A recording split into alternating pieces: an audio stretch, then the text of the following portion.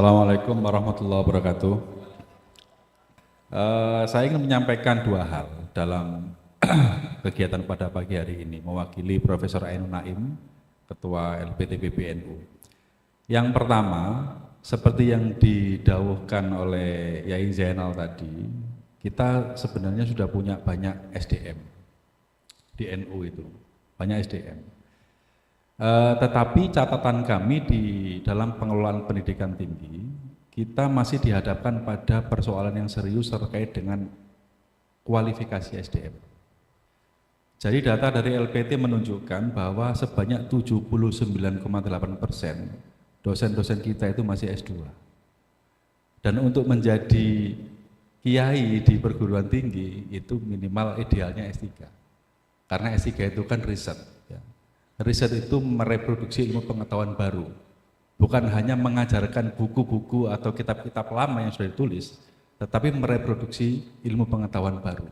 Yang dulu tidak ada menjadi ada, yang dulu orang nggak tahu menjadi tahu. Nah, kita masih dihadapkan persoalan itu. Kemudian dari sisi yang lain, tentu infrastruktur itu juga menjadi concern. Kenapa? Karena dewasa ini ya, ini kalau kita lihat mahasiswa itu kalau datang ke kampus atau mendaftar ke kampus yang dilihat pertama kali itu apa? Ya gedungnya, ya fasilitasnya, baru yang lain. Nah memang kita memang tidak menafikan fakta bahwa tidak semua sekarang itu kehadiran itu menjadi penting. Artinya gedung megah, besar itu juga diikuti dengan biaya yang tinggi di dalam pemeliharaan, sehingga opsi-opsi yang kemudian bisa dikembangkan adalah opsi-opsi online misalnya. Nah tetapi di dalam diskusi itu nanti akan didalami oleh para pemateri. Yang pertama adalah kita masih harus memiliki perhatian pada peningkatan SDM, dan itu yang kami upayakan. Nah yang kedua adalah sistem. Ibaratnya kalau kita sudah ajak ya, karena perguruan tinggi NU itu kalau dibagi, ada perguruan tinggi yang sudah didirikan sejak tahun 50-an melalui yayasan-yayasan. Di Malang itu ada Unisma, dulu Universitas Nahdlatul Ulama, UNU juga namanya, dan di beberapa tempat yang lain. Tetapi mereka semua itu tidak berhubungan satu sama lain. Jadi tidak ada kebijakan yang mengorkestrasi itu menjadi sebuah kesatuan, sebuah sistem besar yang kemudian memberikan kemanfaatan yang lebih besar. Lah, ini ibaratnya apa tadi ya, kalau kita berdasar atau mengandalkan peran pada orang per orang, ya kalau yang mengelola institusi itu baik, bagus kayak Pak Anam misalnya. Tapi Pak Anam kan nggak mungkin jadi rektor terus. Nggak mungkin jadi rektor 20 tahun, 30 tahun. Makanya kita membangun sistem yang memungkinkan organisasi atau perguruan tinggi itu bisa menjalankan fungsinya dengan baik dan dikelola oleh siapapun. Jadi orang itu ketika mengelola sistemnya sudah jadi, dia tetap akan berjalan dengan standar.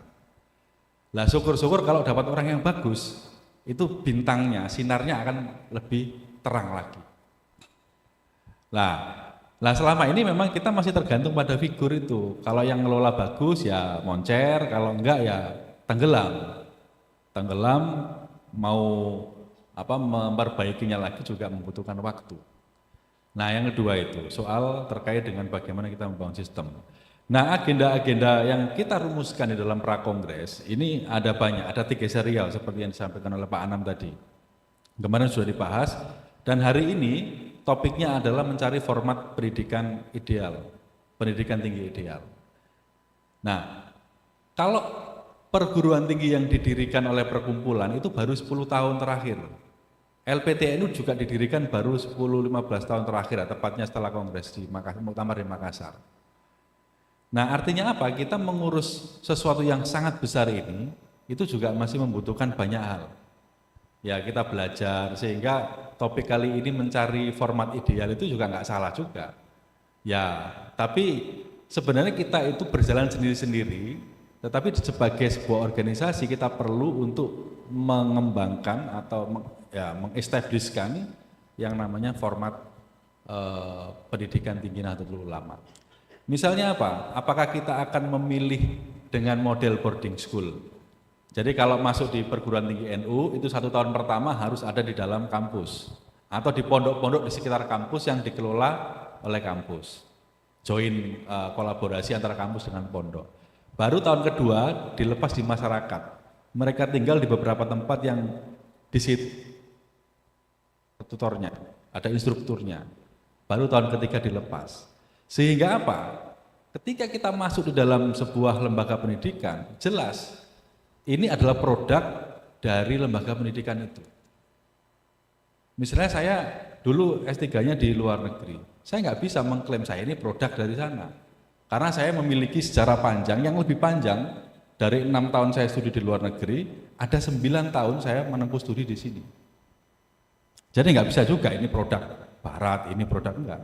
Nah makanya kalau kita sudah memiliki format ideal di dalam pendidikan tinggi itu, maka kita bisa mengklaim, oh ini adalah produk. Kayak kampus-kampus di Inggris yang tradisional, yang di Amerika juga, mereka kan ada dormitory, tetap mempertahankan ada asrama, ada hubungan yang kuat antara profesornya dengan mahasiswanya. Sehingga transmisi ilmu pengetahuan itu bisa dipastikan bahwa ketika mereka lulus, mereka adalah produk dari universitas itu. Nah, dan berbagai macam hal yang kemudian bisa didiskusikan.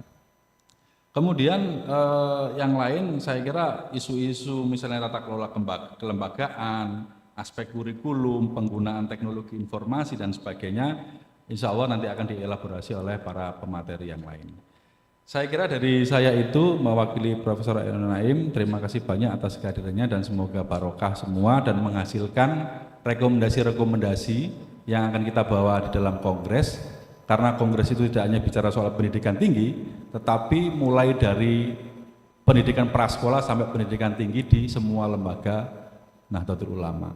Sekian, wallahul muwaffiq ila aqwamit thoriq. Assalamualaikum warahmatullahi wabarakatuh.